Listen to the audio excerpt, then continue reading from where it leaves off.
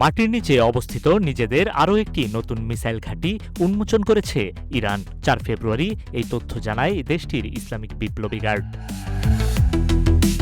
ইরানের সশস্ত্র বাহিনীর প্রধান আব্দুল রহমান মৌসাবি এবং বিপ্লবী গার্ডের এরোস্পেস বিভাগের প্রধান সায়েদ মাজেদ মৌসাবির উপস্থিতিতে ঘাঁটিটির আনুষ্ঠানিক উন্মোচন করা হয়।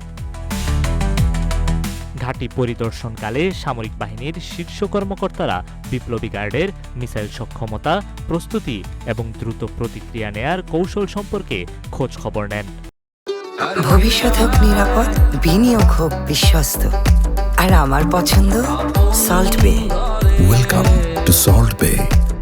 সশস্ত্র বাহিনীর প্রধান বলেন, গত বছরের জুনে ইসরায়েলের সঙ্গে 12 দিনের যুদ্ধের পর ইরান তাদের সামরিক কৌশলে পরিবর্তন এনেছে। তার ভাষায়, ইরান এখন প্রতিরক্ষামূলক অবস্থান ছেড়ে আক্রমণাত্মক কৌশল গ্রহণ করেছে, যার লক্ষ্য স্বল্প সময়ে বৃহৎ পরিসরে সামরিক অভিযান পরিচালনা করা। তিনি জানান, প্রতিপক্ষের সামরিক কৌশল ভেঙে দিতে অসম যুদ্ধ এবং আধুনিক রণনীতিতে গুরুত্ব দেয়া হচ্ছে।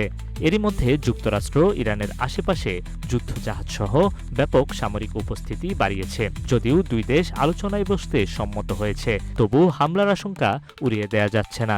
ইরানের সর্বোচ্চ নেতা আয়াতুল্লাহ আল খামেনি সতর্ক করে বলেছেন, যুক্তরাষ্ট্র যদি এবার হামলা চালায় তবে এর পরিণতিতে পুরো অঞ্চল জুড়ে যুদ্ধ ছড়িয়ে পড়তে পারে। মাটির নিচে নতুন এই মিসাইল ঘাঁটি শুধু একটি সামরিক স্থাপনা নয়, এটি যুক্তরাষ্ট্র ও তার মিত্রদের উদ্দেশ্যে ইরানের স্পষ্ট বার্তা।